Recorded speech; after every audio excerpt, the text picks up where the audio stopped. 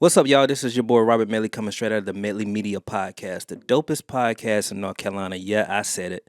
The dopest podcast in North Carolina. And today we got my boy in the building. This man needs no introduction. You know what I'm saying? He just was on a movie on Tubi, married to a Balla. You know what I'm saying? So introduce yourself, my brother. Yes, sir. I go by Emmanuel Alexander, aka Kickboytriple. Yeah, okay. Now, what I like to do, man, is when I do these podcasts, I like to go through a person's whole, life story. Okay. So let's start from the beginning. Where exactly are you from? From Greensboro, North Carolina, originally. South Side, raised and born. Okay. Yeah. That's what's up. Yes, sir. So tell me a little bit about staying in Greensboro on that area. Greensboro is just a place where, it's got to be a starting ground for you. It's not a place that you can stay. Facts. You know what I'm saying? It's a place that you got to elevate past. Greensboro isn't like a big market. It's not really like a outlet, It's one of those places where you can establish yourself as an artist, an actor, a businessman, but from there you got to know how to elevate past Greensboro. So Yeah, facts. great starting point. Great for college kids who are looking to get into certain industries, but it's just not a place that you want to stay. Yeah, yeah, facts. Now, do you have any siblings or it's just you? I got a sibling. I got a sister. A sister. Biological sister. Yeah. Okay. Older or younger? Older. Older. Okay. How was that? Growing up with an older sister. It was good. I mean, believe it or not, she's just as big as of a go getter as me. You know what I mean? And a lot of things that she did influenced me as an entrepreneur, actor, whatever else people like to label me as. We both always had that go getter mentality. She's an entrepreneur also, so. Okay. What exactly did she do? She own a hair braiding company, where she hair salon. Oh, that's what's up. And that's good. That's good to have that hustle mentality. I think I really don't know where I get it from, but my brother's like the brains of the family. You know what I'm saying? Everybody else is like drinking, smoke like crazy, and I think me and my brother are the only ones that haven't went to college out of our whole family. That's real. Yeah, so it's crazy. But just having guidance from him, what I'm saying, has put me in a position where I do try to go get shit and for myself and everything like that, man. But yeah, we'll go on that a little bit later in the podcast. That's real. Yeah. So also tell me about like actually growing up in your family. Tell me about your family. Yeah, your mom and dad. Like, you know what I'm saying? Yeah, I mean, really, both my parents really pushed me a lot. I spent most of my life with my mother. At the time she was a single mother, just raising me and my sister. Yeah. And then eventually got to a point where I started living with my father, and while I was living with my father, we was developing our relationship. He taught me a lot of traits that I needed to learn as a man. And then in 2018, 2 months before my daughter was born, he got killed. Yeah. So kind of had to learn how to go through that whole process of being a father without a father. But I mean, it taught me a lot of things along the way that I felt like was extremely detrimental for a young man. I felt like before I lost my father, I didn't really understand the importance of being a father. So after I lost him, it kind of just hit me 10 times harder. Like, feeling that pain myself is a pain that I never want my daughter to experience. Or and I got a son now too. So.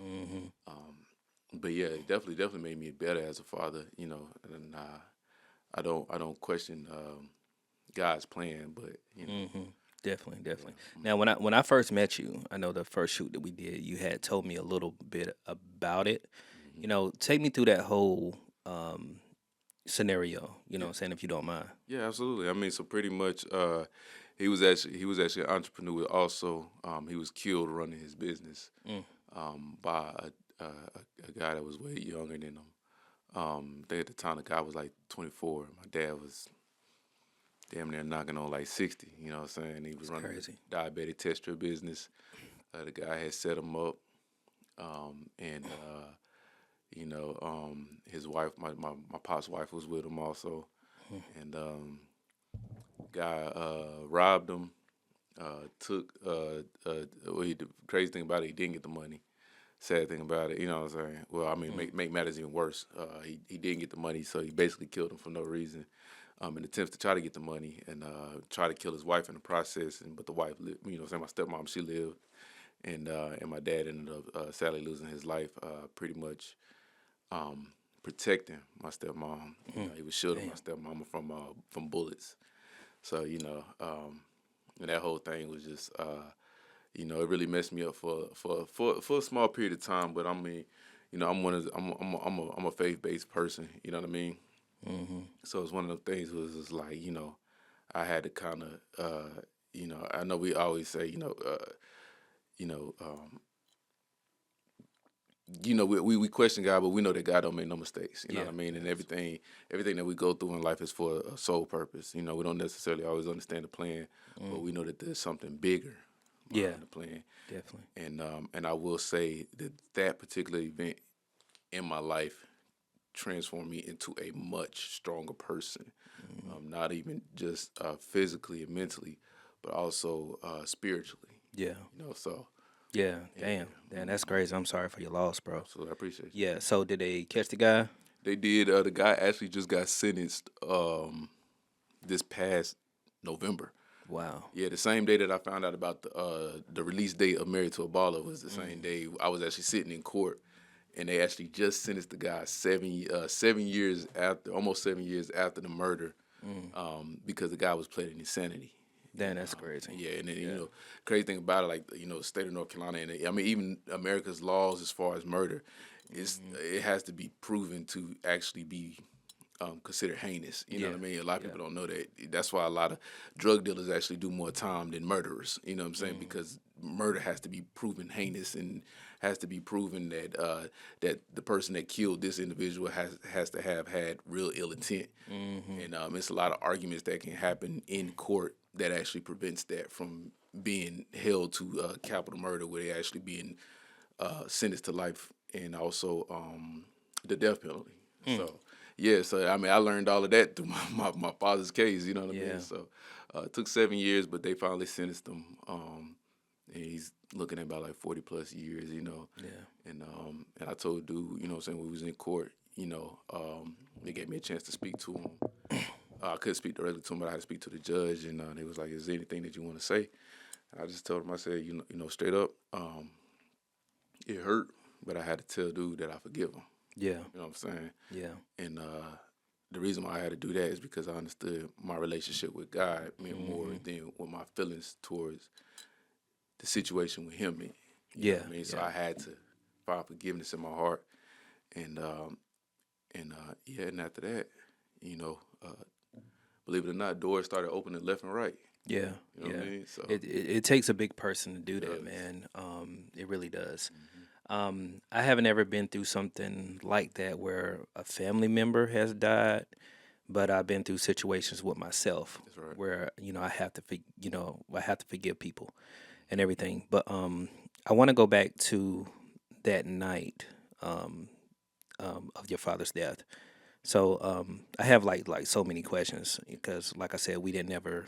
I know when we were shooting the video, we were trying to get the video done, so you couldn't elaborate on it and everything. So the setup, like, what was he trying to get? Like, just money or like? Yeah, it was just money. It was money. So I mean, basically, the guy had told my pops that he had $2,000 worth of diabetic test strips. So my pops was actually at home, and the guy called him. It was about like 10, 11 o'clock at night, and he was like, "Yeah, I have $2,000 worth of test strips." And then that's I don't know if you ever driving down the street, but you see the signs that says cash for diabetic test strips. That was the business. It was one of the businesses that he was operating, and so he's like, okay, okay, cool. I'll go in and buy the test strips from you. So the guy was on his way to my pops, and then he called him. He was like, "Yo, I ran out of gas on the side of the road. Can you come help me out?"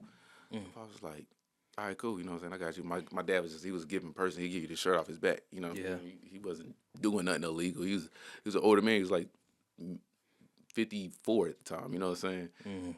So he's like, "Okay, I got you." And he ran to the gas station, filled up a gas canister full of gas, and brought it to the guy. And also he had his wife in the car with him, so he brought it to the guy, and he gave him the canister. And this is, mind you, this is a client that he did regular business with. Wow. So he gave him the gas canister to try to help him out. The guy was on the side of the road, pulled over at a business that was close by my dad's house. Mm-hmm. He had told him that he ran out of gas on his way to his house to sell him the diabetic test strips. So he gives him the gas canister. The guy hands him the box, and he's like, my dad grabbed the box, and I'm just going basically solely off the story that my stepmom tells me. You know what I mean? Because she lived through the situation, and he's like, yo, say something don't feel right about this. So he gives it to my stepmom. He says, open the box. And so in the process of her opening the box, he turns around, and the guy started shooting him in the back of the head. And once my pops realized that it was bullets flying, he kind of tried to turn after he had already got shot once in the back. My bad, not in the back of the head, but there was once in the back. And he tried to turn to shield my stepmother, who was still sitting in the car. And the guy just kept firing. And eventually he shot my pops like 4 times, and then he shot into the car, hit my stepmama once in the neck, Damn, and then in the shoulder, and then once my pops went down, he pulled my stepmom out the car and started beating her until he thought she was dead. So that's crazy. yeah, Man. Then he grabbed the purse, and because he thought the money was in her purse, he grabbed the purse and then took off and fled to like Alabama somewhere. And the crazy thing about it, the money was never inside her purse; it was still inside the car. So the guy didn't even get the money. So, you know what I'm saying? Crazy, So, man. yeah, it was all for nothing, man. Yeah. That's crazy, man. Now I'm definitely sorry about your loss. Appreciate it. Thank you. Yeah. I had an incident one time, and I don't like putting stuff online. You know what I'm saying? But we are in the perfect setting where I can actually talk about it now. I can't get too much into it because it's a own going investigation and everything. But I had a little incident in November in Atlanta. Me and my homeboy Shad, I had went down there for his Friendsgiving thing, and we decided to shoot a video in Atlanta. And granted, like I said, I've heard stories about Atlanta, but never been like, Involved with it. involved. You know what I'm saying, with it and stuff. But we was out at I forgot that bridge name, Cross Street Bridge or something like that. I know exactly what you're talking about. Yeah, it's got all the graffiti and shit. You know what I'm saying? A lot of people shoot there, but we was out there at 4 a.m. shooting and everything, and we went out there probably 45 minutes, bro, and everything had the lights up just like this, had the lights up and shit. So we going back to the car, I had my wagon, going back to the car. Next thing I know, masked gunman came out of the bushes, held us at gunpoint, told us to get out on the ground and everything. Yeah. You know what I'm saying? Yeah. It was crazy.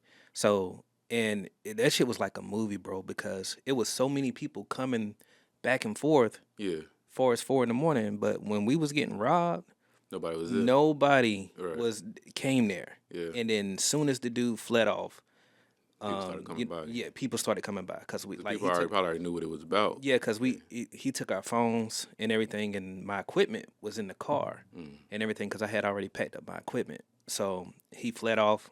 Everything was in the car. My wallet, money, our phones, everything. He left us out there like really butt ass naked. We didn't have no phone, no money, Really? no nothing. So we flagged down a guy and then had to call the police and everything to get back home and do a report and stuff. But that was the scariest feeling, you know what I'm saying, knowing you don't know who's on the other, end of that mask. You know what I'm saying? So I've never been through any kind of shit like that. And and the thing is, it's like, damn, you don't know. I was sleepy. Like the whole situation, when I think about it, it's like the way that we parked. We parked where it was like on the side of a restaurant, and it was like shadow. It was like dark as hell. You know what I'm saying? So even coming back, like we was just chit chatting, like me and you, and this dude just came out of the darkness like that quick. You know what I'm saying? And plus, He's probably watching y'all for a minute. he was probably watching us for real. You know what I'm saying? And my gun was in the car. I left my gun in the car and shit. So I was lacking like hell, man. But yeah, man, it was a scary feeling. I really thought he was gonna pop us because we didn't have any bread on us. You know what I'm saying? We just had our cards and stuff like that. But he kept asking, "Where the bread at? Where the money at? Where the money at? Oh, you got 2 phones. I know y'all got money. And shit." But when I tell you that's the scariest fucking feeling, bro, when somebody got that gun in your face, because he had us down on the ground and then he turned us over and everything. And I was just looking at him when he had the gun in my face and shit. and checking my pockets and stuff. But in that situation, bro, it ain't nothing you can do. Yeah, You know what I'm saying? Yeah. And the element of surprise and everything. And when he was checking my boys, so many things was running through my brain. Mm-hmm. You know what I'm saying? Should I rush him? Should I get up and run? Should I do this? But I'm putting my homeboy in danger. You know what I'm saying? Yeah. So I just laid there and let him do what he needed to do and sped off. But yo, it was crazy. Like Yeah, you just want to live, right? Yeah, you know what I'm saying? Yeah. So yeah. You're not looking for details that you can go back and think of later. You focusing on making sure that you're gonna live in exactly. next 10 minutes over. You know what I'm saying? Yeah, exactly. You know what I'm saying? So but he kept telling you move, I'm gonna pop your ass, I'm gonna pop your ass and shit like that. So we complied, did what we needed to do and stuff. But, now that you're telling me your story, it's like I've been through that situation, man. So it's like, it's crazy. But the one thing I cannot stand is a fucking thief. Like, come on, man. Real. Like, you know what I'm saying? So, Real. granted, that's the first time I've been held at gunpoint. Hopefully it's the last time. But, you know what I'm saying? It's a scary feeling, man. So, for your father to go through that. But the thing is, you know what I'm saying? If he's done business with that guy before, you trusted him. you know what I'm saying? You don't know. You know what I'm saying? So that's just like with the Facebook Marketplace. You always want to do stuff in the daytime. You know what I'm saying? Always. Yeah, or at a gas station or shit like that, man. So it's crazy. But yeah, right. yeah, man. So how did that affect you and your family though? You know what I'm saying, going forward? Yeah, I mean, like the biggest thing is like I said, 2 months after that. So I mean, at the time, he was excited about becoming a grandfather. You know what I'm saying?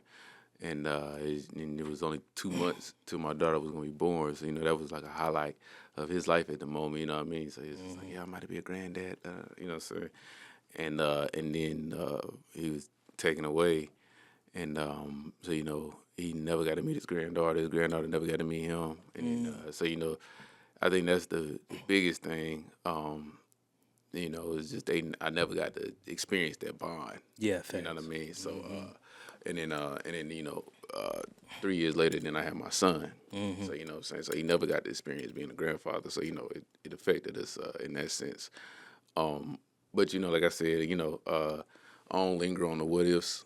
I just I just trust God's plan. Yeah. You know what I mean. Like I said, it'd be the craziest things. We don't necessarily feel like we understand. We just Yeah. I mean, we just got to trust the process, you know what I'm saying? So it's like, even I'm like, hey, he would have made a great grandfather, but it's like at the same time, like, God don't make no mistakes. True. You feel me? So yeah, and in that whole situation with me, I felt like God was just testing me. You know Absolutely. what I'm saying? Like, in that way, how do you think that God was testing you? By putting you through that much hurt. I mean, definitely building my character, building my strength as a man. You know what I mean? Because I say 1,000%. Like, had it not been for that situation, it's some things it's some pivotal points in my life that I would have never knew how to handle. You know what I'm saying? My faith definitely wouldn't be as strong as it is now. Yeah. You know what I mean?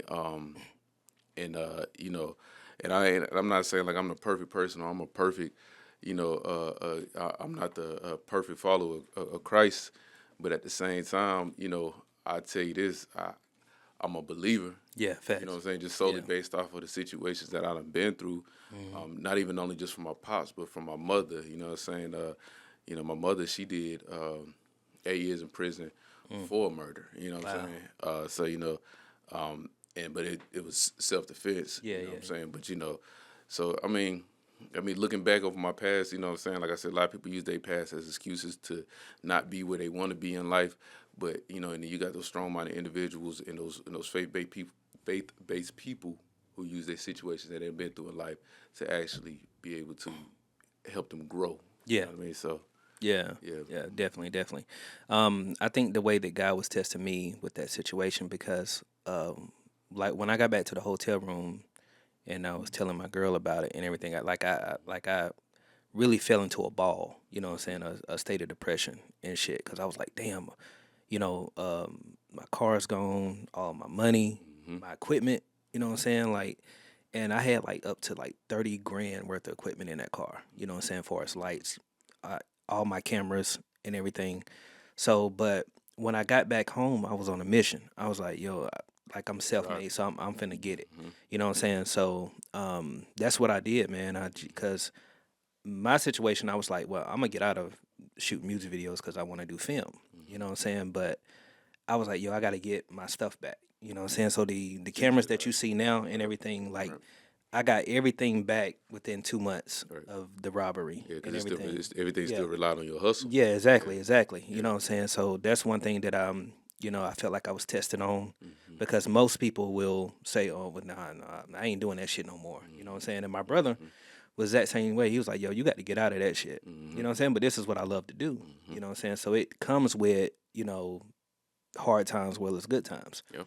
You know what I'm saying? So, but yeah, man, it was definitely a crazy moment.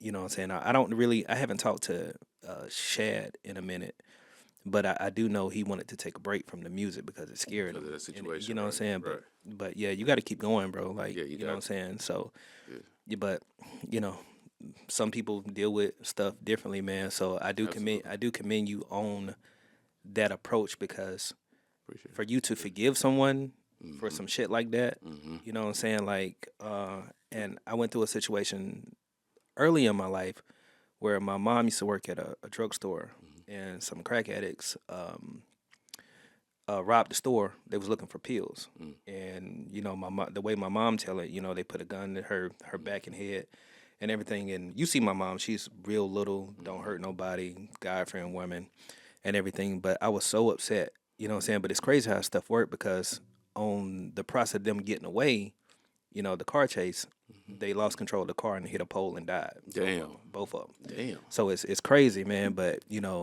it made me want to spend more time with my mom because I was so busy at that time. And this is when I first started shooting videos, so I was like on the go all the time. And a whole year went through where I didn't see my parents and everything. So I guess that was God God. taught you right. You know what I'm saying? Yeah. Saying, yo, you got to spend some time with your parents. Yeah. You got to spend some time with your mom. So Mm-hmm. going through that kind of situation, it made me like really, really want to, That's real. be around my parents and stuff, man. So I'm a firm believer in God knocking you in the head and say, yo, Absolutely. this is something you Yeah. got to do. Yeah, You know I what I'm tell saying? people all the time, man, every situation that you go through in life, see, a lot of people look at situations that they go through as the devil attacking them. And I tell people, like, straight up, like, the only reason why you feel like the devil's attacking you is because you giving power to the devil in that situation. My You see man. what I'm saying? Every Exactly. situation that you go through in life, the guy has his hands in it, but of course the devil has his hands in it also. It's all about who you get a situation to. If Facts. you give power to God to handle that situation that is going to work out in your favor, then it work out in your favor. You go through a situation and you give that power to the devil, then who you think got control of the situation? That's You a know what I'm fact. saying? That's a fact. It's just like having that angel and that devil sitting on your shoulders. You know what I'm saying? You always gonna be battling. You know what I'm saying? No matter what you go through, because the thing is, a lot of people don't understand that same way God blesses you, the devil blesses you too. You know what I'm saying? And That's a fact. And it's up to you to use your power, your gift of discernment, to Yeah. be able to determine who's this blessing is going to be utilized by. It's going to be utilized by God. It's going to be utilized by the devil. Yeah. You know, and everything that we go through, even the hardships, you know what I'm saying, are blessings. You know what I'm saying? Yeah, definitely. It's blessings. You know what I'm saying? I mean, it's tough to say. It's like, hey, was your pop being killed? Was that a blessing? I can't question God. You know what I'm saying? But if it came from God, it was a blessing. You know what I'm saying? It's sad to say. You know what I'm saying? It hurt to be like, I gotta accept that as a blessing. But I know that, you know what I'm saying, me as a faith-based man, I gotta accept Yeah. True. that's a blessing. You know what I mean? Like, Yeah. it's tough. Yeah, and certain it's like certain bad things has to happen for something good to happen later Exactly. on.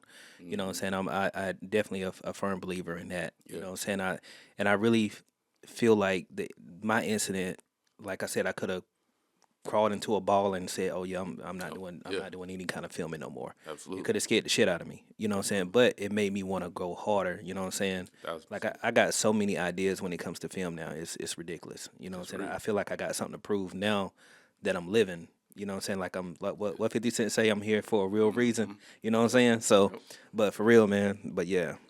All right, let's get into your music, life, because this is when I met you, and I know you started off doing music first. So when exactly did you start doing music? Like what age or whatever?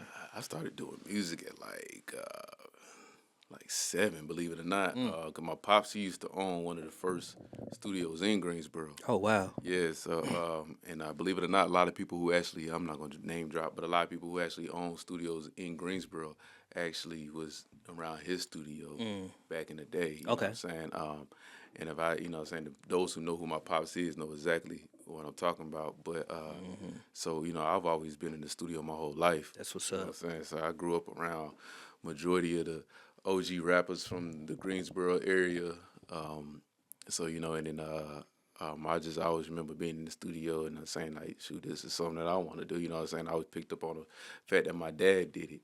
And then as I got older, started taking it a little bit more serious, and then from there it just started just kind of just flourishing. You know what I Facts. mean? Yeah. Okay. Okay. All right. Now, so 7 years old. This is when you've been around. Like, when did you actually start taking music seriously? Started taking it serious probably like I say probably like maybe after high school, so probably like around like 18.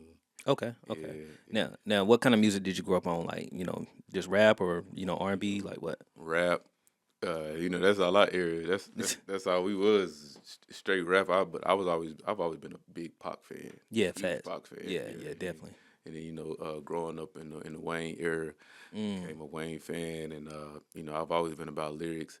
That's kind of a little bit why I took a little push back away from music now, because I can tell people now, what I'm saying, like owning a record label, I'm learning that it's not about lyrics no more. No. You know what I'm saying? Nah, it's definitely It's not. not about lyrics no more. Yeah. It's really about what producer you can tap in with. Oh yeah, Get definitely. the best Definitely. sounding beat. Mm-hmm. Cause Yeah. it's a different generation now. You know what I'm saying? You got the TikTok craze going on. Yeah. Now. Exactly. People charting for people not charting for lyrics no more. They charting for how much they can make you move TikTok and on the internet and in the clubs. You know what I mean? So Exactly. Exactly. Now, when that whole situation was going down with online, it was like Lil Wayne and 50 Cent. So you picked Lil Wayne. Oh yeah, no. I believe it or not, I believe it or not. When it came to rap beef, I never picked sides. I never really cared for it. Well, it wasn't rap beef. It was like they were saying like who was better. Yeah, who was better. You know what I'm saying? It was like Lil Wayne and 50 Cent. So when I was in high school, like my graduating year, 2003. I know I'm old. That was my graduating year. You graduated from high school? Yeah. Man, Yeah, I'm 40 years old. I ain't know that, bro. But Get Rich or Die Trying had came out, and it was just the hottest thing in rap at that time. So that whole CD was just our life. Like that, yeah. Our 12th grade year, we bumped that wherever we went. Everybody was bumping it. 21 Questions, whatever. You know what I'm saying? I'm a Wayne fan too. And me and my girl got into like a full blown argument about the shit because she's a Lil Wayne fan. Because she wants to go to the Lil Wayne concert that's coming up in Charlotte. Yeah. And I'm like, yo, nobody want to hear that shit. But I just said it just to make her mad. I'm like, yo, nobody want to hear all that whining and shit. Yeah. But actually digging into it, you know what I'm saying, and looking at Lil Wayne's catalog is fucking ridiculous. Crazy. Man, Man, his bars is ridiculous. yeah, Like, I went on Google and I'm like, what the fuck? I said, damn, I didn't know that Lil Wayne had all this shit. From mixtapes to albums to all this stuff, the drought and everything. I was like, damn. he was the mixtape king. Man, Back in the 2000 and everything. He probably had everything from 2005 to 2000. Shoot, I'd probably say all the way up to like 2018. He had it on lock with just mixtape after mixtape. Man, it's dropping like 4 or 5 mixtapes a year. Yeah. Oh yeah. It was just like like Young Boy dropping 6 albums a year. That was Wayne. Doing that on the regular, you know what I'm saying? Regular. But I mean, that still take nothing away from 50 though. 50 is a GOAT too. Yeah. You know what I'm saying? And Yeah. It was just the album. It was just the album. And I was like, yo, I said, if we talking about, like numbers and stuff like that, and I was like, yo, 50 Cent's first album, like we had a whole conversation and shit. Yeah. And I'm really not into rap that much. I'm an R&B guy, but I was like, yo, that fucking CD. I was talking about that CD alone, like that and the Massacre. I was like, yo, it was crazy. He sold what 11 million his first, and then 12, and then 12 million the second one. I was like, yo, come on, man. But yeah, we had a whole conversation about this shit. Went to bed mad too. Word, y'all was mad. Went to bed mad at each other, bitch. Look, y'all don't let Wayne and 50 get up on y'all. Yeah. And they done got paid. For real. Hell yeah, man. So we was in the house like actually looking at doing like song for song. We had our own little verses back and forth and shit. That actually be a good verses, Wayne and 50. It would. It would. And I think that was the situation. That was what, who's gonna win in the verses. Yeah. So, and like I said, Wayne got a lot of hits, but I was like, yo, 50's first album, like he had probably like 7 or 8 hits on that shit. You know what I'm saying? And then the second one had just as many too. So yeah, man. What made 50 such a threat is 50. I mean, we know Wayne for lyrics, but 50 was just cold. Like, Yeah. 50 was like, He was a hit maker. yeah. I mean, shoot, even outside of that, the guy didn't back down from no type of confrontation. Yeah, you know what I'm definitely. saying? So you couldn't help but to listen to 50. It was like, yeah. 50 at the time, when lyrics meant what they meant. Yeah. He was one of the people where it was just like, okay, like, back then it was like lyrics meant everything. So are you really standing on those lyrics? Yeah. 50 proved that he was standing on his 10 about everything that he said, everything from getting shot and didn't care about getting shot again if you really wanted to try him. So, you know what I'm saying? So Exactly.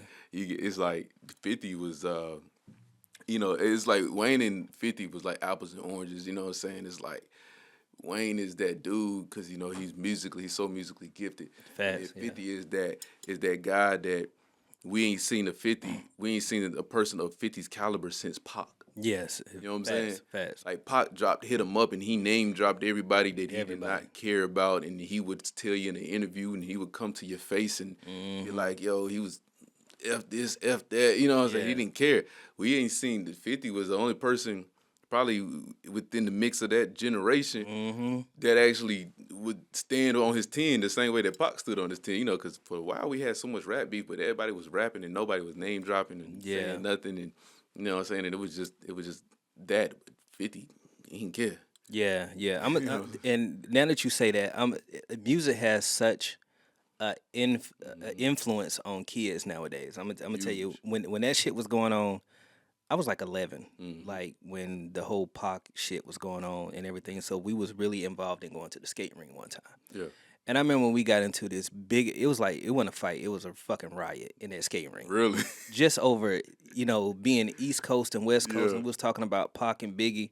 And I got home, and my brother was like, why y'all fucking fighting? And all of y'all from the East Side. Like, all why from y'all the East fucking Coast, right? Yeah, so I started thinking about, like, you right, but that's how much of influence it had. Yeah. We was in that bitch fighting, slipping and sliding and shit. Skates on. Man, listen, I can understand. I mean, shoot, Pac got so many Carolina ties though, so it's just like, shoot, it's like even if you was to, back in the Carolinas, shoot, you could vouch for Pac or Big. You know what I'm saying? Big is the East Coast, but shoot, Pac had so many Carolina ties. His mama was born here. You know what I'm saying? Yeah, mama was born in Wilmington. You know what I mean? Yeah, exactly. You know what I'm saying? And a lot of people don't know that. Yeah, a lot of Pac people don't know that. Born in New York, if I'm not mistaken, and then raised in Baltimore. Yeah. You know what I'm saying? Yeah, I know my history of my dog now. Yeah, you know what I'm saying? Facts. Okay, so we gonna do this. I know it's kind of cliche, but we gonna do, your top five rappers. Top 5 rappers of all time, and why? Number 1, definitely Pac. Okay. Pac is undeniable. Number 2, Wayne. Okay. 3, Jay. Okay.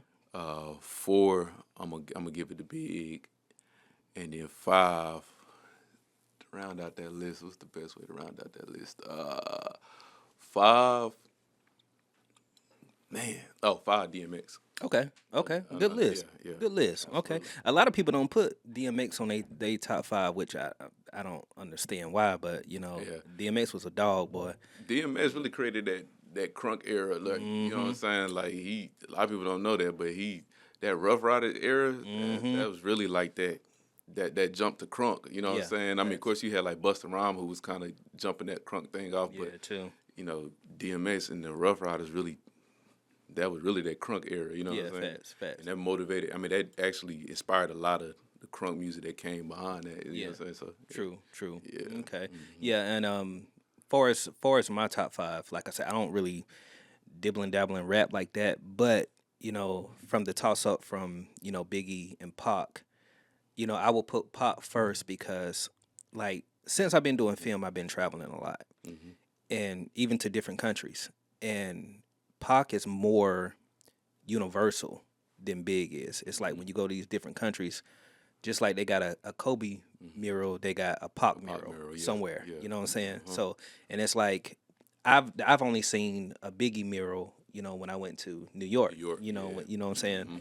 Then, God rest his soul. But when I went to Carousel, Puerto Rico and stuff. There's Pac murals every fucking Everywhere. where, not Yeah. just in L.A. Yeah. There's some in New York. There's some down in Florida. You know what I'm saying? Yep. So it's crazy. So that's the reason why I would put Pac number one if it was a toss up between Big and Pac and Absolutely. shit. Hell yeah. Yeah. Hell yeah. Yeah. So man, yeah. Yeah, I mean, shoot, Pac really studied.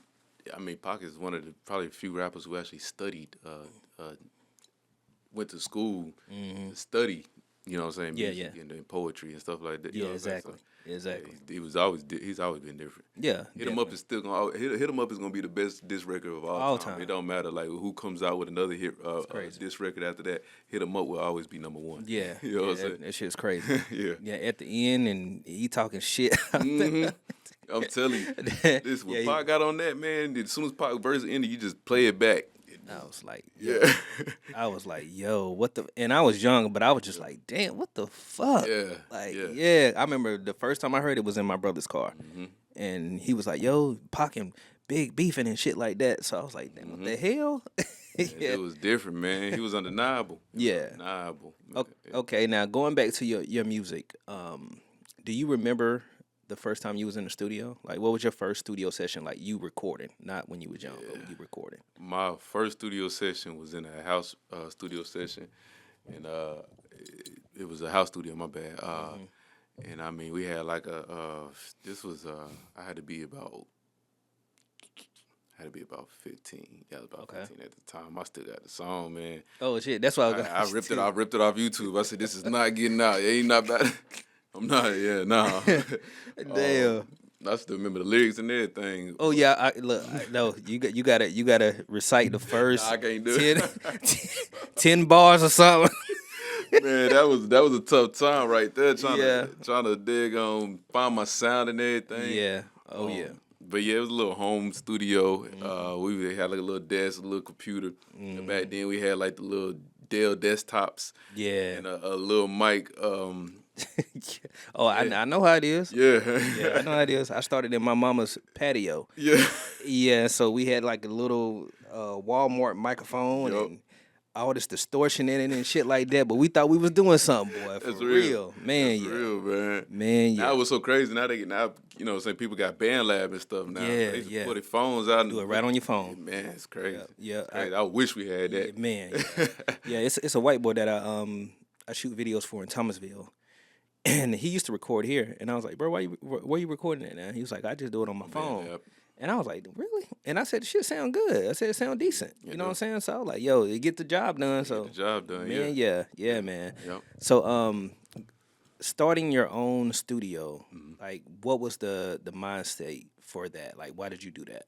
So really, I was just kind of fed up as an independent artist, trying to find somewhere that actually catered to my sound, actually catered to me as an independent artist, and somewhere I felt like I can grow. So I was like, shoot, I had already knew how to record myself and engineer myself. So I was like, well, shoot, I want to give other independent artists a chance to, you know what I'm saying, the fighting chance that I'm looking for, you know what I mean? And I think that's one of the biggest things that a lot of artists come in my studio and they say, they're like, man, we treat it with such care here. And I'm like, it's a different market out here. Yeah, facts. Independent artists are, I'm not gonna say struggling in Greensboro, but they don't have much of a fighting chance as like an artist in the Atlanta market when it comes to actually finding somewhere that actually cares about their sound. Yeah, you know what I'm saying? definitely. So it's a little tougher. Yeah. It's a lot cheaper here, Mm-hmm. but it's still that extra tender love and care that goes into making the sound. Yeah, definitely.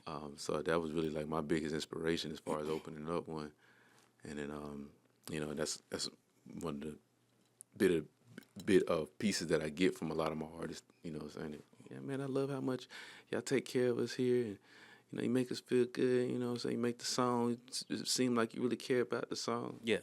Yes, Yeah. doing what doing what I set out to do. You know what I mean? So, Definitely. Yeah, and that was my biggest thing too, man. Because I used to do music as well. But when I was doing music, man, it's like everybody was just trying to get bread off of you and everything. So I always told myself, I was like, yo, when I I've always had a niche for starting my own studio. You know what I'm saying? Like when I was in school, I used to have the circle with the MR and everything in Medley Record Studios. I was doing it like in That's grade real. school. Yeah, man. So, but I always told myself like, yo, I want to help artists. So that's the reason why I keep prices so low Same. because I know how hard it is when you don't have no bread. And I see the potential and talent in young guys that come here, but they be giving me their last. You know what I'm saying? Like, yo, this is all I got or anything. And I'll let my engineer like, yo, well, give them one more hour and just pay me when you come back. You know what I'm saying? Just looking out and shit. But people remember that. You know what I'm saying? They Because do. when I was doing music, nobody wanted to help me, so we had to get it on our own.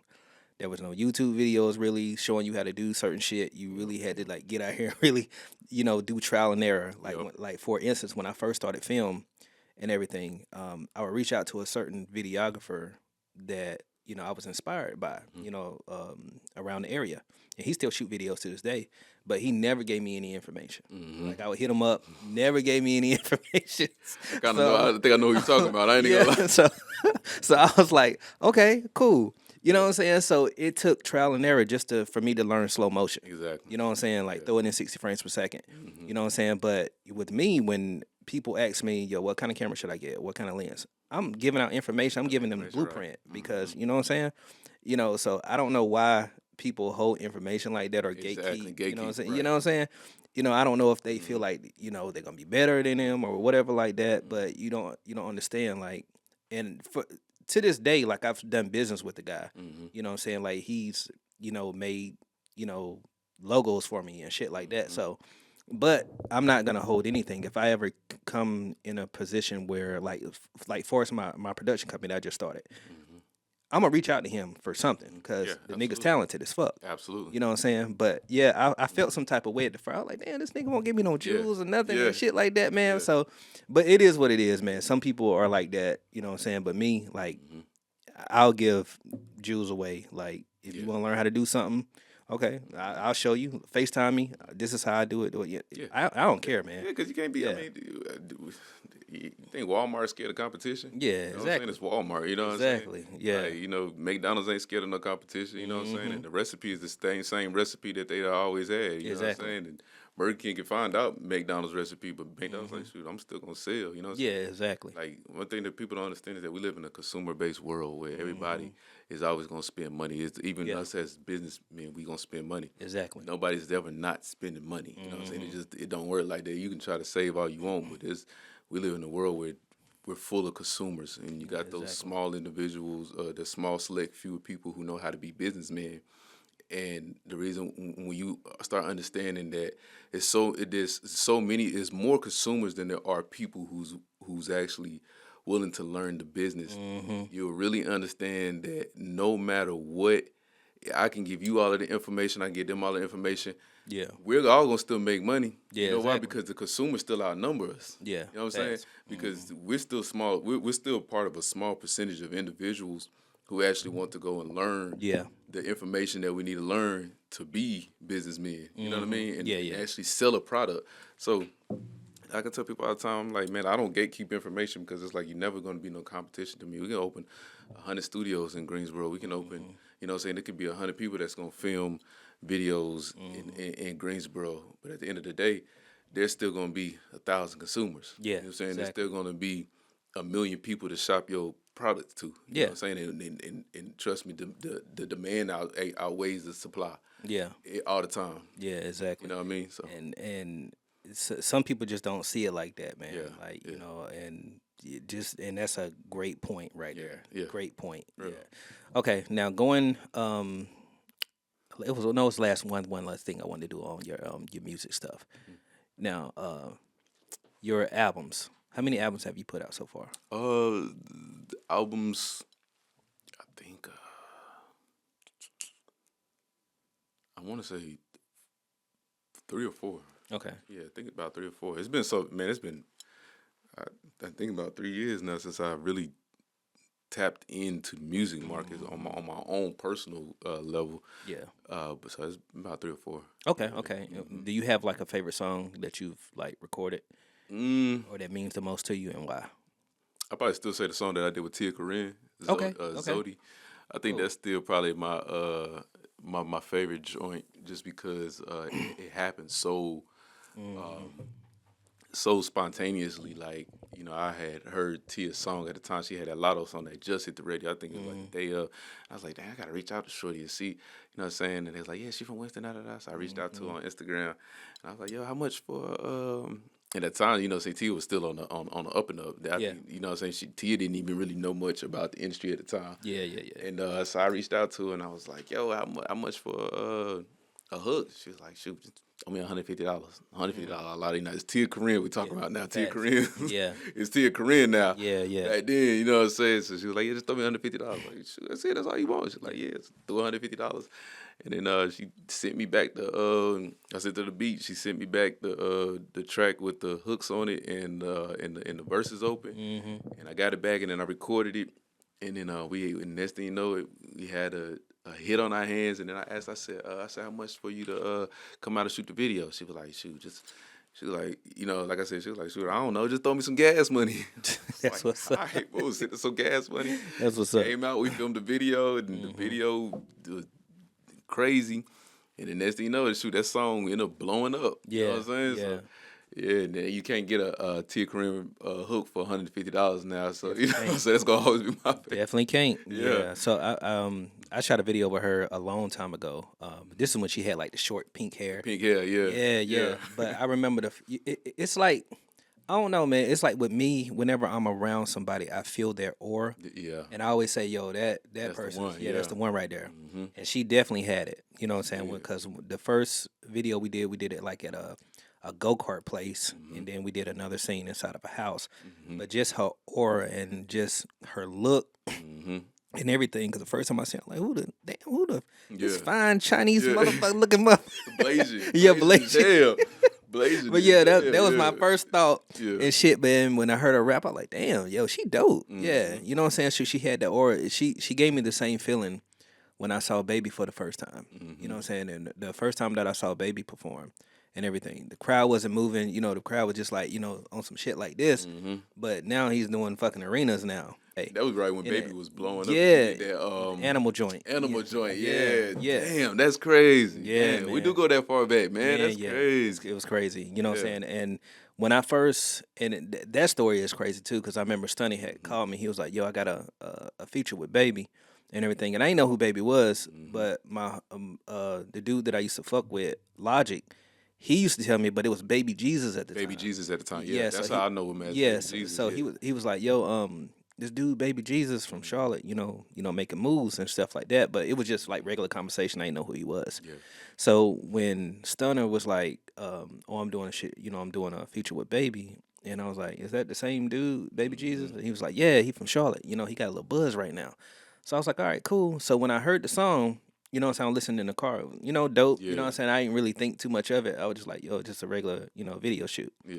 You know what I'm saying? But he was like, yo, we doing it Tuesday. And at that time, I was working at the group home, and I was working 16 hours at the group home. And I took that day off to do the Shoot that shoot, video. to shoot Yeah, the video that's and real. everything. You know what I'm saying?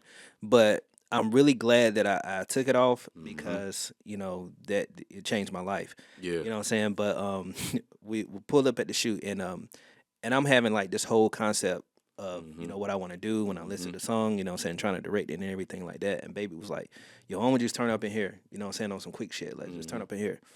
And I'm thinking in my head, like, oh, all right, cool. You know what I'm saying? That's easy for me. Yeah. But it's just the way that Baby is, the way he works that fucking camera and Stunner, it was just like, yo, this shit is just crazy. Crazy, yeah. Crazy. So, Yeah, the and nigga's Stunner, a performer. and Stunner called me that night, and he was like, yo, can you do the video overnight? Like, they really trying to fuck with me. And I was like, all right. And this was like 2 in the morning when he had called me. So I got out of bed, and I had to work the next morning. I got out of bed, did the video within 3 to 4 hours, pushed it to him and everything, and they dropped it that day. I didn't think nothing of it. That's crazy. And a dude that I used to do music with, he was like, yo, they playing that shit in the club, yo. It He was like, literally popped. It popped. Yeah. it that quick. It And popped he real was quick, he was like, and he was like, yo, they playing that shit in the club. Yeah. It's gonna hit 1 million. I was Yeah. like, nah, I ain't gonna hit no million, man. Yeah. Hit 1 million, because I remember Futures TV had posted it. Yo, Yeah, you know, shout yeah, out to Baby and Stunner, hit 1 million and everything. So I was like, oh, great, that shit, that's for me. Cause you know, so that's good for yeah. me. Cause Exactly. my logo's the It's first all thing that you you see see when when they you come on the pop up. video. Yeah, Yeah, but it hit 2 million, then it yeah. hit 5 million and everything. Shit just And went up. yeah, and the same dude was like, yo, it's gonna hit 10 million before the year's out. Mm-hmm. And I said, man, ain't no fucking way. Mm-hmm. 10 million, 20, 30. I was Yep. like, Yep. damn. That was really the track Yeah. that Push them. pushed them. Yeah. The Exactly. baby was already boiling. Mm-hmm. And then Stunner came with that, man. And I tell people this all the time. Like they created such an era for Carolina. Facts. Like such a sound. Like, and it was Yeah. like, bro, nobody could say this was anybody else's sound. Exactly. And after that, everybody started kind of coming with that Stunner and Baby sound from the Carolinas because it's just like it was so unique. It was different. It was unique. It was Definitely. very different. Definitely. Yo, You know shout what out I'm to saying? Stunner and Baby for that. Man, For yeah, real. They definitely. opened the floodgates at that time. I ain't gonna hold you. Facts. And like I knew that Stunner had one. I remember we had done a show in South Carolina. I had done some behind the scenes for him. But when he walked on stage and that beat started playing, and he was Yeah. just like shaking his Yeah. dreads like that, Yeah. and the whole crowd was like, "I pop a Yeah. Man, when I say that fucking flow felt like it was about to fall in, Yeah, bro. they were jumping. Oh my god! I said, "Yo, this shit is out of here, bro." Yes, And man. ever since then, Baby just went up from there, man. You know yeah. what I'm saying? It was crazy, but it was definitely life changing. Yeah. And I always tell people, even though, you know what I'm saying, I wasn't all the way in that realm, I feel like I was a part of changing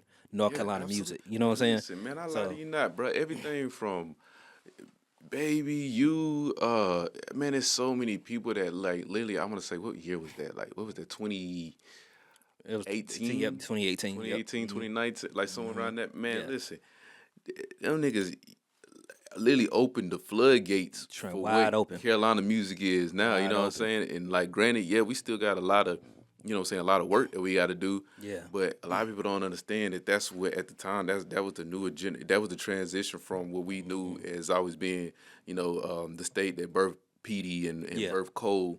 Facts.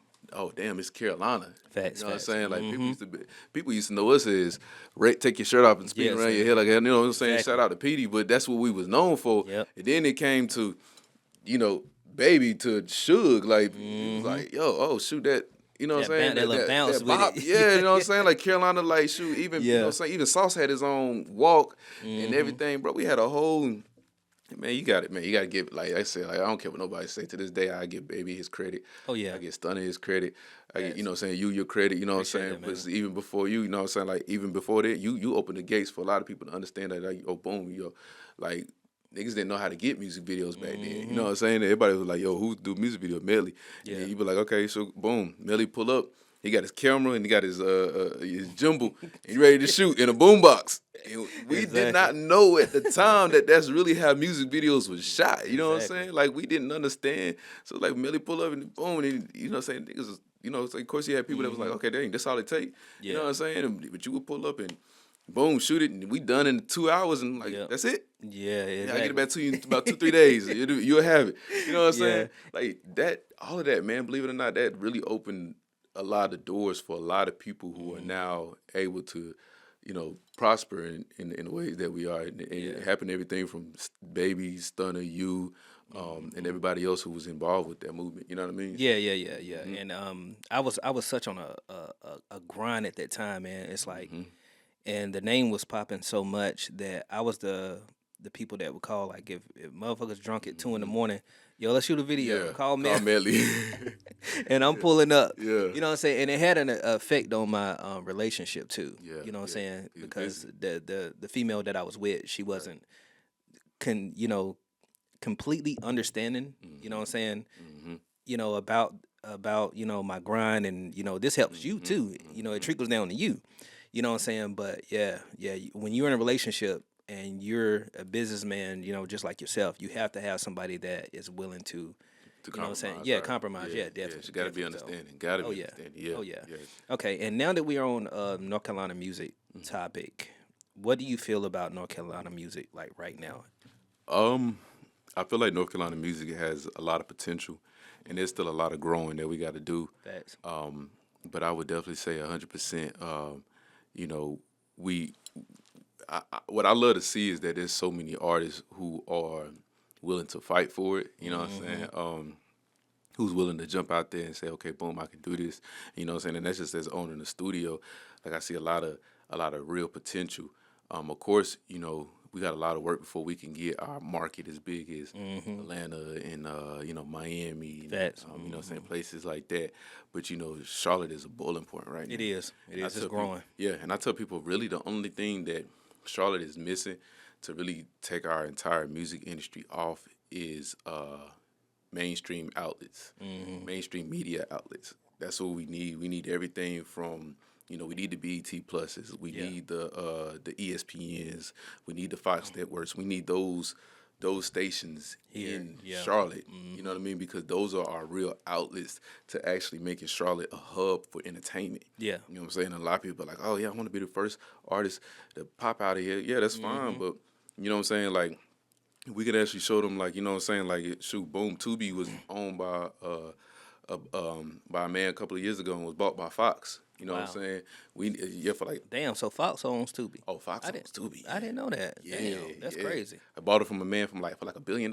Wow. Yeah. Oh, yeah. And Tubi is the biggest streaming platform in the world right now. Yeah. It's done outgrown so many other streaming platforms, and that's why so many people are... Man, if I tell you some of the numbers from some of the independent... for some of the indie...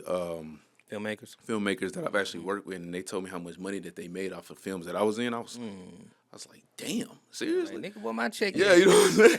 I respect it though, you know what I'm saying? Yeah. But yeah, Tubi is owned by Fox now. Wow. So there's some serious, there's real money. That's just like even down to like Married to a Balla. Like, there's real budgets going into these projects. You know what I'm saying? It is. Yeah. And so, I believe it or not, it's the biggest streaming platform. And so we need more black people to come up and, you know what I'm saying, if we want to see, but I mean, not even just black, but just people in general, if you want to see more music blow out of Charlotte, we need more outlets. You know what I'm saying? Everything from, you know what I'm saying, like, build those streaming platforms that are going to turn into Fox buying them and then opening a headquarters in Charlotte. And, we need those ESPNs. We need, you know what I'm saying? We need more of those outlets. Yeah, and that makes sense because whenever I looked at Tubi the other day, they're gonna be streaming the football game.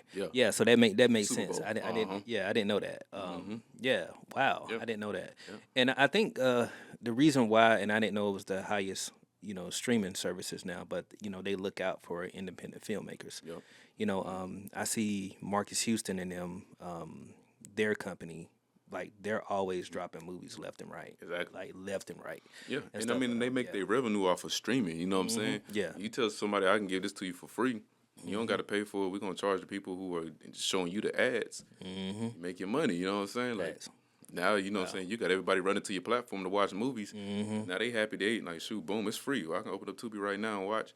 And all they got to do is charge the person who's streaming their ads on their platform. That's how they make their money, you know what I'm saying? And Tubi shows some good movies. I don't care what people say about Tubi, you know what I'm saying? I think Tubi's good. Absolutely, yes, yeah. I think Tubi's good, man. Yeah. All right, and so getting on that subject, or, you're starting your acting life, you know what I'm saying? What did that come about? Did somebody say, oh, you should act, or, like, how did that come about? Pretty much, so I grew up a Denzel and Will Smith fan. I watched everything that they was in, everything from Training Day, Fresh Prince, everything. I've always grew up a big fan of them and also their craft and their art. And then I think like early on in school, I started taking up acting classes and fell in love with the craft of acting. And then from there, it just kind of just grew and became a lifestyle. I tell people all the time, acting isn't, a lot of people think that acting is just knowing how to say what's on, saying words that's on paper or showing up and pretending. And I tell people all the time, it's so much deeper than that. It's about embodying a different life. Facts. And you got to really love that art to be an actor. You know what I mean? You can't just say, oh, boom, this is what it says on paper. I'm going to repeat it. And I'm going to pretend to do what it tells me to do on this paper. Like, no, you have to become a completely different life. And you have to know how to channel your life into that life and parallel those. So. Yeah. And I've heard stories. I remember watching one podcast, and they was talking about Jamie Foxx and Ray and everything. So when he was Ray, he wanted his eyes shut his eyes, something about his eyes glued shut, Uh-huh. so he can portray what it really feels like to be Be blind. blind and tap for things and stuff like that. Yeah. Like it's crazy, man, how you get embodied into a character. The same thing with Pop, Mm-hmm. because what I'm saying, before he did Bishop, Mm-hmm. they said that he was a totally different person. But when he did Bishop, it's like that role stuck with him. Stuck with him. You Yeah. know what I'm saying? Mentally and shit. So yeah, man, it's crazy to get lost in a certain thing. And the same thing with Lorenz Tate when he did O Dog. And he said, yo, it was so hard to come out of that character. Yeah. Because once you're in it, you're in it. In it, right. You know what I'm saying? For the love of the art. But Yeah. yeah, it's crazy, man. Yeah, Yeah, yeah. You gotta embody it, man. It's one of those things where it's just like, in the only way that you'll really know to embody is if you actually fall in love with the craft. You know what I mean? And yeah, it does get dangerous. That's just like, and I don't know how true this is, but I mean, it's just from what I hear is Michael B. Jordan when he played Killmonger. They said he had to go through therapy. I'm just going based off what I heard. I don't really know how true that is, but I mean, I wouldn't put it past them. You know what I'm saying? Because I mean, when you love the art that much, you really embody those characters. You become, whatever it is that your end goal, it becomes your real goal in life. You know what I mean? So whatever you're fighting for to have in those scenes and at the end of that movie, that's what you actually become. You know what I mean? So Yeah. Okay. Now going to the topic of Married to a Baller. You know, did you have to audition for that movie, or was it already set up for you, or? I auditioned for it. Yeah, Okay. yeah. I did an audition and aced it. Yeah, that's what's up. That's what's up. So Yeah. did you have to send in the tape, or you had to like go down there and do it? Yeah, I had to send in a tape. And shout out to In Studio in Greensboro. That's where I was doing my acting classes at the time, and they did my self taping. They great, best place to do self tapings. And they did my self taping there, and the guy named Chris, who actually works In Studio, helped me with the character development, and yeah, we just ran with it and it went crazy. Cool. Okay. Now, you know what I'm saying, like knowing you how you're chill, laid back, Yeah. you know what I'm saying? Like how was it like, turning into that type of, The type of dominant character. man? Yeah. Yeah. How was that? So I'm not gonna lie, it was tough. There's a lot of things that character that Sandino does that are completely against my morals. Especially, I mean, of course, we would hope so, but especially as a father of a young black lady, it was some things that I'm not gonna, what I'm saying, I'm not gonna lie, it was very tough to do. But one thing I had to remind myself is that as an actor, I'm a storyteller. You know what I'm saying? And my goal has to be, not to be as abusive or or narcissistic as this character, but more so to be able to tell a story Facts. that needs to be told. And that was something that was always my goal every day. I was like, yo, this is something that needs to be, there needs to be awareness brought to the situation. When I read the script, every time before I prep my characters, I read the script 3 times, and I go through and I read it and I read it and I read it, and I have to fall in love with the character. Yeah. I don't judge my character choices, and I don't judge my character. I have to fall in love with the character. So everything down to messed up decisions that the character makes. I don't judge my character. I have to love everything about him. You know what I'm saying? Because that's real life traits that we do. That's real human things that we do. No matter how bad of a person we are, we fall in love with the things that we do on a daily basis. You know what I'm saying? That's real That's real acting. You know what I'm saying? That's really how you go from being pretending to acting. You know what I'm saying? And I have people come to me, they're like, yo, you're nothing like your character. I'm like, yeah, that's because, and believe it or not, that was the 3rd movie that I filmed within a 6-month period of playing like an abusive man or a narcissistic man. And that particular role was so different because the other ones, it was just more so about just being narcissistic, being manipulative. But this man, Sandino, was an NFL player. You know what I'm saying? And he had money. Yeah.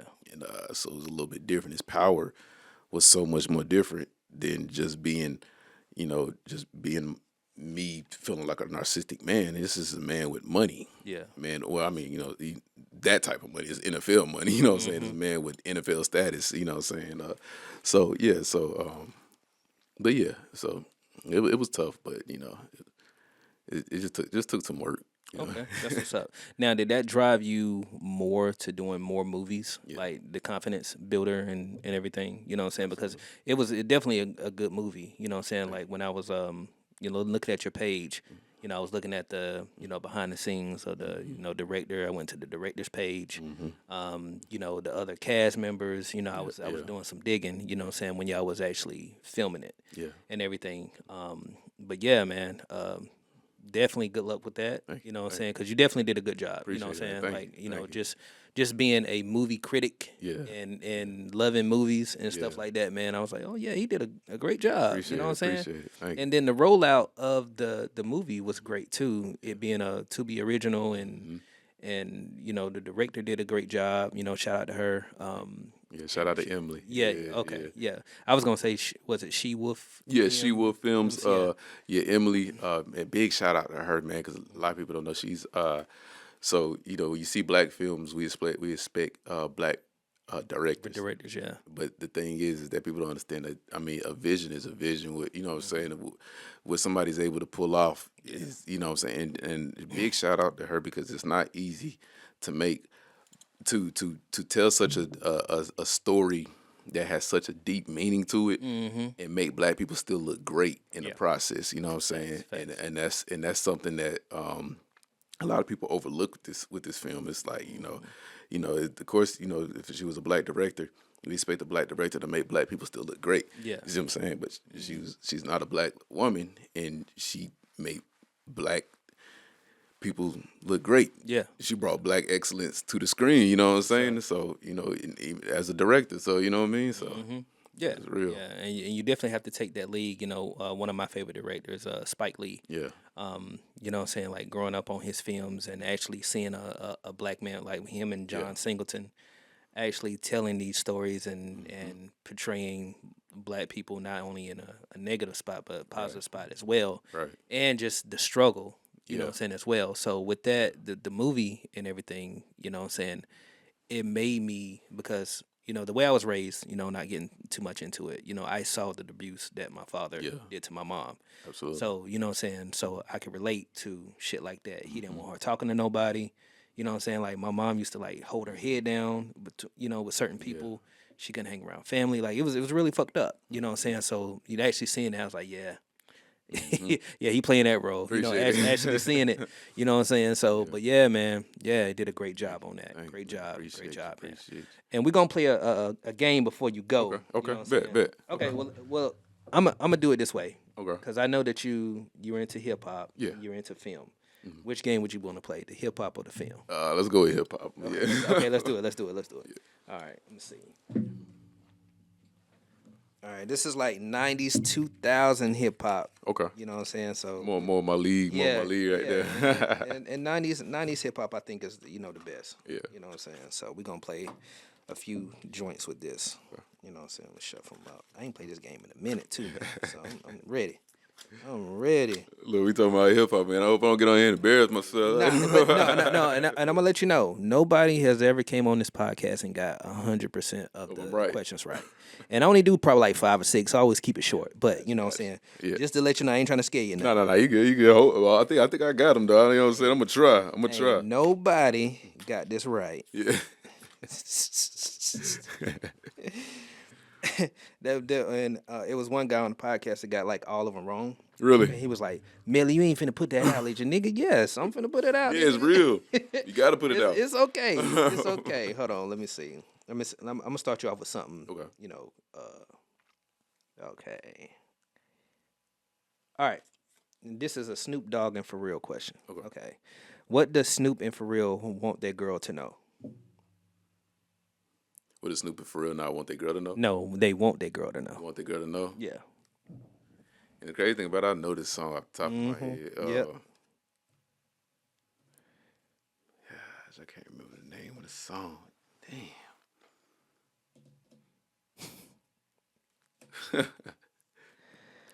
I'm gonna have to put the Jeopardy The timer. Timer on it, yeah. I ain't gonna lie, I ain't gonna get that way. I know the song, but it's not clicking right now. That you're my favorite girl. My favorite girl. That's it. Yeah. And the crazy thing about it, I was thinking of lyrics, but I was thinking right past that part. Yeah, and shout out to Literally Correct, man. They're one of our sponsors for our podcast, man. I appreciate you. Thank you for lending me. Like, I got like every single one of their joints. Word. Every single one of them. You know what I'm saying? That's lit. Hell yeah. Okay. All right. Let me see the next one. All right. What does Lauryn Hill find funny about money? And you really have to think of the songs. Yeah. You know what I'm saying? So yeah. The crazy way, you gotta actually play them in your head. Yeah. Is it spending? It does got something to do with spending. It does got something to say. It's funny how money changes. Yeah, change the situation. Gotcha. Yeah. I was close. Yeah, it's like I said. It's like a half a point right there. And it's like you have to do it in your head. It's like, oh yeah, I know that song. Yeah. Okay, let's see another one. See, a lot of these is like, yo, I know he should know this, but you know, I'm gonna try to keep it light. No, I got you. Okay, this is an easy one because we just talked about this nigga. All right, where can you find 50 Cent? Where can you find him at the club? At the club. Okay, yes. All right. How does Jay-Z reintroduce himself? Ho. Yeah. My name is Ho. Yeah. Yeah. And it's better if you like sing them. Yeah. You know what I'm saying? Okay. How did DMX know she was a thug? Ah, yes. When I met her, I knew she was a thug, cause see.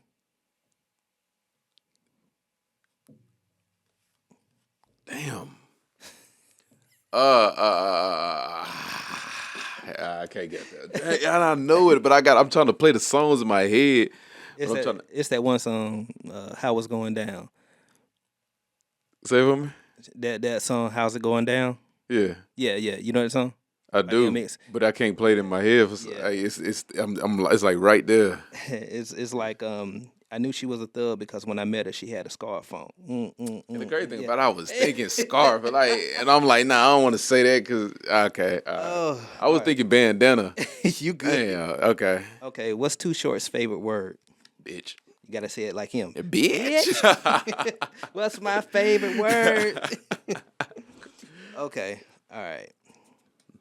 I don't know about you, but I had her poster when I was younger. So, you know. What could Lil' Kim make disappear in her mouth? A lollipop? Nah. Don't say dick. I hope that ain't. Nah. Nah. Okay, all right, cool. Yeah, cool. but Shout out to Kim, but I was just hoping that would. Okay. A Sprite can. Sprite can. Yeah, nah. That must be one of the old. That's the old school one. Yeah. Okay. Yeah. Okay. Yeah. Damn. What song was that on? I think it was her and Cisco. How many licks does it take to get to the center? Oh yeah. Yeah. Kim. All right. Kim Shout nasty. out to Kim. I love some Kim, boy. Hey, Nasty ass. You feel me? Kim the GOAT. Oh, for real. Yeah. All right. Okay. All right. Which magazine did Biggie read? Ebony. Not Ebony. Okay, hold on. Don't tell me.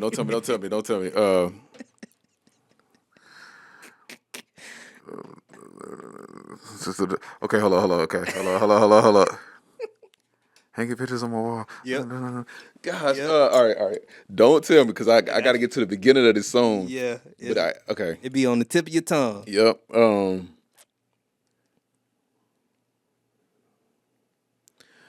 Let me take. Okay. Damn. Not Vogue. It ain't. Damn, you might as well tell me. I can't. The crazy thing about it, my mind is right there. About to blow up like the World Trade. Born Center, the opposite of the winner. You know what I'm saying? It's right in there. Yeah. But I can't get to the beginning of the song because my mind's rushing. So, all right, you might as well just tell me. Word Up Magazine. Word Up Magazine. I used to read Word Up Magazine. I used hanging pictures on my wall. And the crazy thing about it, I kept going straight from hanging pictures on my wall. Damn. Okay. All right. How many times did the Yin Yang twins go to the club? 11 times. 11 times. 11 times. All right, let's do one more. Okay, I'm see. All right, let me find a good one. Okay. Where did Ludacris say the best women all reside? And that's that song. Never young, the women in the living all over the world. I know it too. Is it a certain side of town? No. It's actually Like a country. A country, yeah. Damn, I know it. Luda, I got a phone. Look. Can I use a phone a friend? Damn. Yeah, you can if you want to. No. That'll be hard though. We ain't never done that. Look, phone a friend real quick. Oh man, I ain't even gonna lie. I know it's not Trinidad. It's not. Is it Africa? Africa, that's it. Yes. Okay. That's it. Let's get this clap on. Yes, sir. Yes, sir. I That's knew it what's somewhere. up, man. I ain't played that game in a long time, but I was like, Word. coming on, I said we got to play one of these games. You got to. Man, It's yeah. only right. Yeah. So what is next, man, for you, man? Man, right now, gearing up for a couple more projects, a couple more films. I don't, what I'm saying, I don't really want to jot too many details. Yeah, facts. A couple of more very big major projects. I just recently transitioned for. Matter of fact, no, I'm not gonna mention that. It is dealing with acting. There's some changes as far as career base wise that I've made. I'm not gonna elaborate on that because people will find out more about that.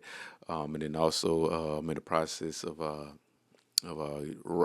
just finishing up writing my very first feature film. Yeah, facts. So that's about to be really dope.